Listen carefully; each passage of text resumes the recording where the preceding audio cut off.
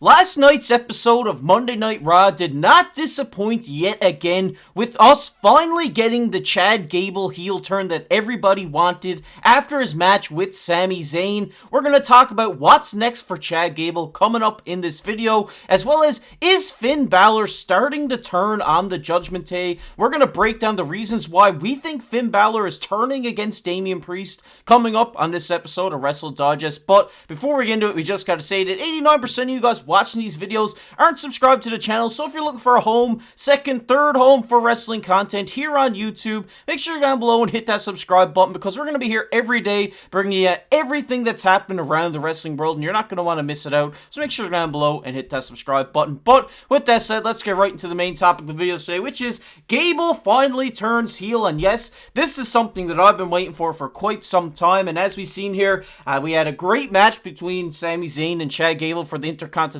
title, with a sick entrance from Sami Zayn, I must add, through the Bell Center. But at the end of the match, as you can see in this picture, Sami Zayn hoisted Chad Gable's arm, and then Chad Gable then hoisted Sami Zayn's arm as a sign of respect. He left the ring, and while Sami Zayn was celebrating with his wife and family from his hometown of Montreal, Chad Gable came over and suplexed him away from his wife, which then led to Raw ending with Chad Gable standing tall over Sami Zayn with an ankle lock over the top turnbuckle. And Brady, I mean, this was really shocking. I really didn't expect this to happen after the arm raise and stuff like that. I was like, they're not going to turn him heel. And then out of nowhere, out of frame, he comes in, suplexes Sami Zayn. I think this is amazing for Chad Gable, and really sets up, a good rivalry between these two guys. Oh, absolutely. I mean, we've seen the talent that Chad Gable has in the ring time and time again. The Alpha Academy, it's a fun little gimmick, shoosh, I'm a fan of it, but it's not going to get the reaction you need to be a top guy.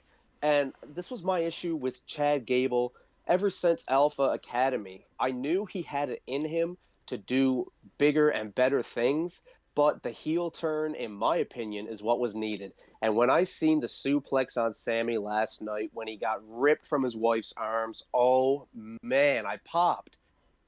Shorty G, Chad Gable, a heel? Huh?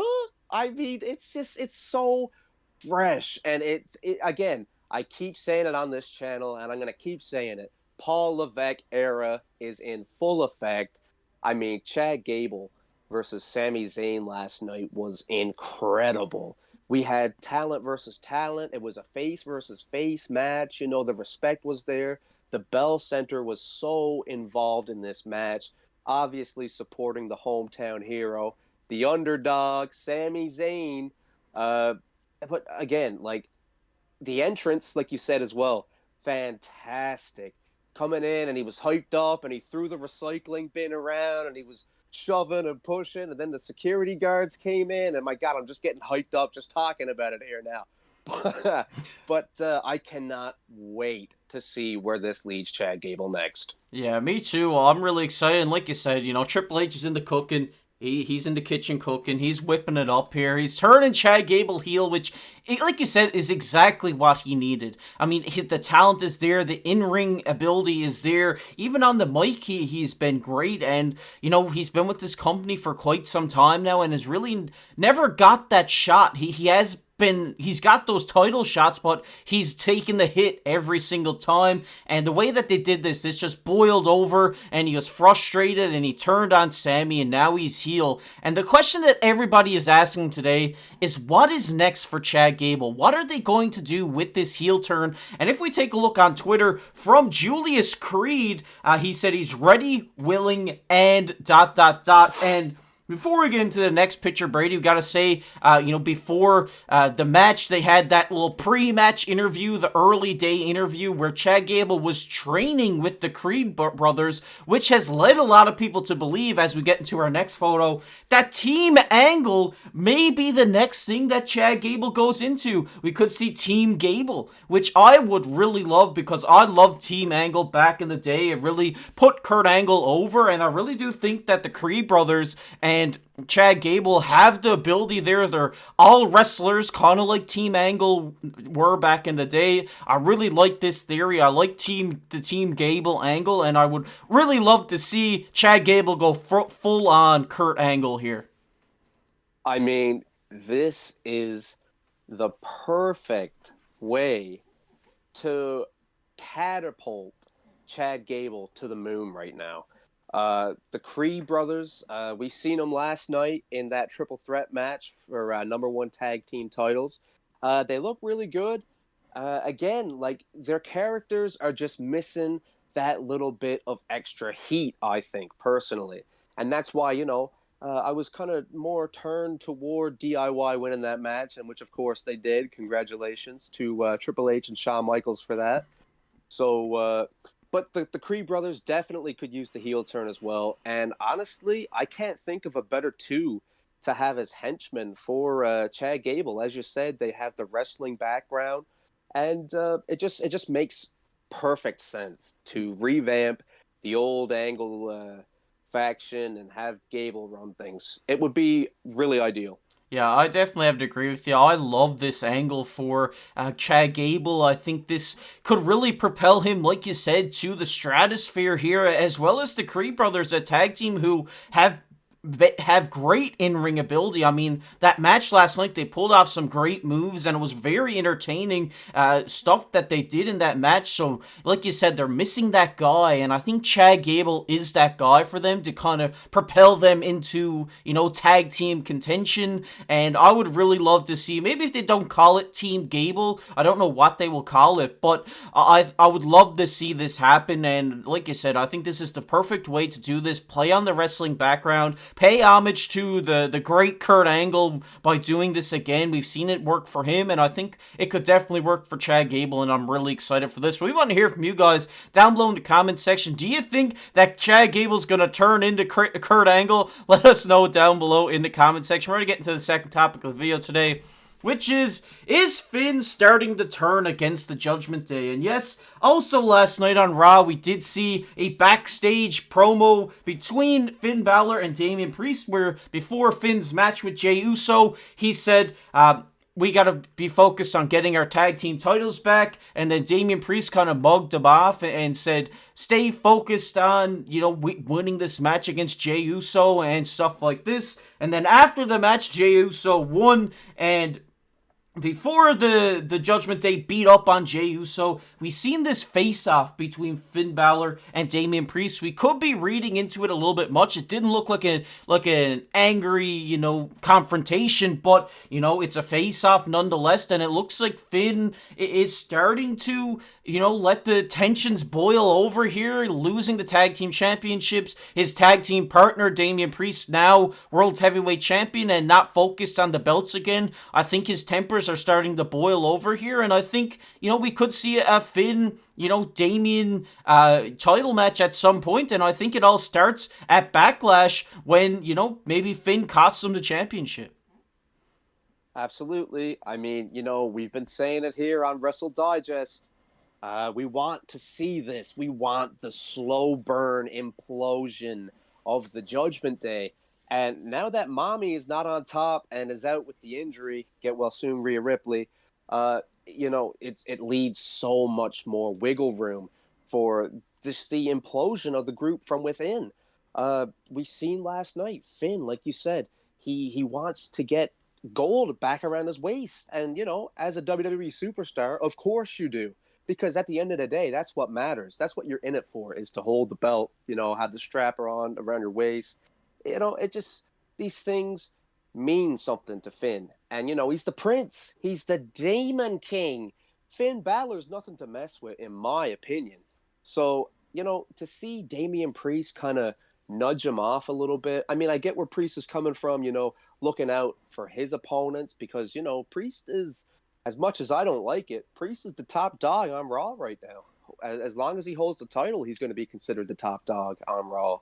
So, it's got to be getting underneath Finn's skin. And I think the more time we see Damian kind of order Finn around, I think the more he's going to get fed up with it. And we're going to see the return Oh, the demon Finn Balor. Yeah, I mean, you said it perfectly there. I definitely had to agree with everything you said. Like you said, as time goes on, as he takes more orders from the boss, Damian Priest, I think tempers are going to start to flare here. We're going to see him start, maybe firing back at Damian Priest and Damian not liking it so much, which is eventually going to boil over into maybe Finn trying to cost Damian, his World Heavyweight Championship to get back at him. And then that leads to a big feud between these guys, which I think is boiling, and I think it would be a great feud, and just to see Finn Balor back face would just be amazing, because I love Finn Balor. I've been vocal about it here on the channel before. I love the Demon. I just love the regular Finn Balor as well, and I think having him back as face going up against Damian Priest would be an awesome, feud and an awesome rivalry just to unfold here within the WWE. Maybe he gets a chance to finally have his run as champion, which I would love to see as well. But there is another side of this, Brady, and that is the Judgment Day is kind of crumbling right now. Like you said, unfortunately, Rhea Ripley's out injured. Get well soon. Had to vacate her championship last night on Raw. And now, like you said, these two guys are boiling over. But the thing that people aren't really talking about here is Dominik Mysterio. We've seen him hanging with Legado de Fantasma, and we've seen him with Santos Escobar, and maybe that may lead to Dom maybe being drafted to SmackDown and teaming up with Santos Escobar and these guys. Honestly, yeah. I think Dominic could be the very first crucial piece that, it's kind of like a Jenga block. You pull out the block and hope the tower doesn't tumble. But pardon me, but Rhea was the first one with the injury, and I mean Dom, losing Dominic, and I can see him going to be Santos Escobar's right hand man, because again, it makes sense. There's no time like the present. Mommy's gone. Dominic really has no reason to stick around.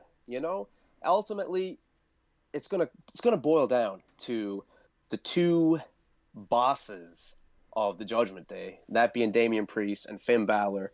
Now that Mommy is out of the picture, and there's even though Damian holds the title, I still feel within my chest that there's no true leadership there.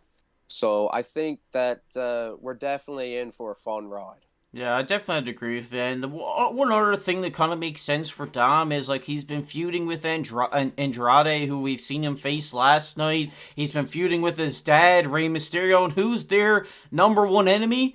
That's Santos Escobar. So it only makes sense for this to unfold if the Judgment Day does crumble. And it looks like you said, we're kind of getting into it now where, the Jenga pieces are coming out, the tower's almost falling over, and all it takes is for Finn to turn on Damian for the Judgment Day to be no more. We want to hear from you guys down below. Are we out to lunch on this Judgment Day theory? Let us know down below, because I think, they've had their run for a long time, and, it's about time for the faction to, start to crumble now, especially with Mommy out of the picture. So it'll be interesting to see. Want to hear your guys' takes on that, and hear your guys' takes on the Chad Gable heel turn. Let us know down below in the comment section. We're going to get in everybody's favorite topic on the channel, which is comment of the day. And the comment of the day today goes to Michael. He says, get well soon, Rhea Ripley. And yes, in yesterday's video, we talked about Rhea Ripley having to vacate her championship, and get well soons from all of us here at Wrestle Digest.